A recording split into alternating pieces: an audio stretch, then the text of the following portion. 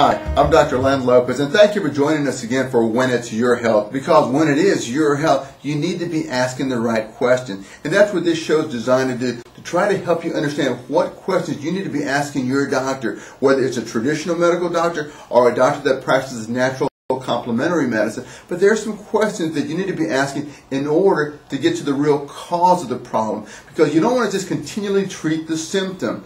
Today, or this week, we're going to be talking about heartburn, indigestion, bloating, gas, those types of digestive problems that are out there. Traditional medicine would like us to believe, I say it like that, would like us to believe that the problem is too much acid. But I don't think that's really the problem. I don't think that's the cause. In fact, when you study the body, you realize that it's not too much acid, it's not enough acid. And we're going to talk about that here in a minute. But the traditional approach that medicine's been using is, if you do have these symptoms, they tell you to don't eat so much, stay away from spicy food, stay away from coffee and alcohol and smoking and everything like that. But it's not working. So we need to look, what are some of the approaches that we do in natural medicine, and maybe it's not acid isn't the cause, because acid is very important for the whole digestive system. Let's think about this.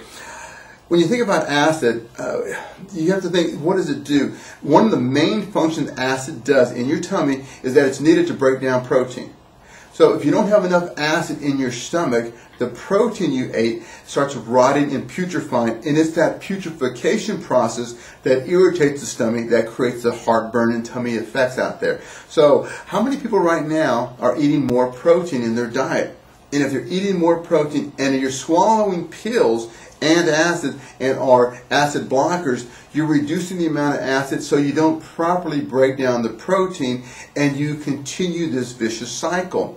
So that's one thing that acid does is very important for it. Another thing that acid does, it promotes the absorption of the minerals and your B vitamins.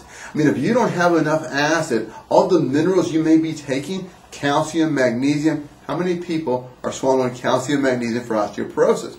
A lot of you out there. But if you don't have enough acid, you don't convert those minerals into an absorbable form, so they just kind of pass through your system. So you need that acid to create that digestion process out there. The same with your B vitamin. You don't allow your B vitamin, specifically B12, to become absorbable. How many people are taking B12 shots for fatigue out there? So acid is really important, guys. So if you cut it back, is it really helping your health? I mean, another huge function of acid is that it sanitizes the food.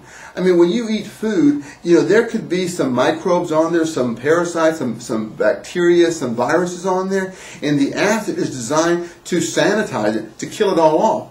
That way, when it enters your body, you don't have these other bugs entering your body. So if you don't have enough acid in your tummy, you allow the potential growth of some kind of foreign infection to get into your system, and that can lead to parasites, yeast, fungus overgrowth.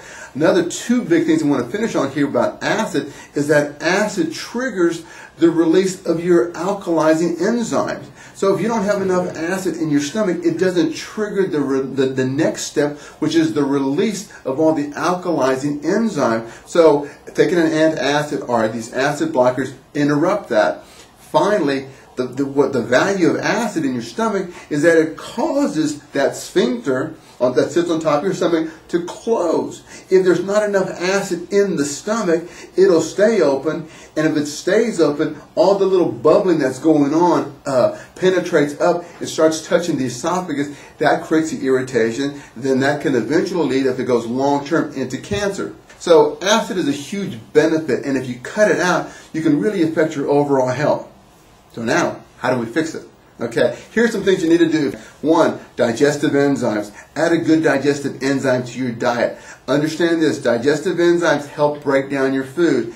As we get older, we produce less enzyme. We also produce less acid. We said acid is real important. Get a digestive enzyme that has hydrochloric acid.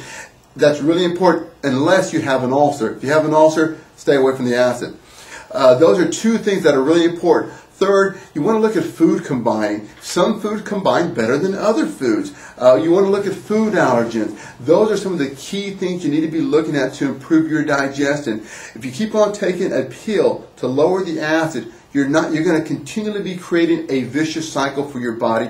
You're not going to be improving your health. There are simple steps you can do. We hope this show has been very helpful for you. We hope that if you have any more questions, go online. Go to whenitsyourhealth.com. We want to be the resource for you. Until next time, I'm Dr. Len Lopez. And remember, when it's your health, you need to be asking the right questions. Thank you.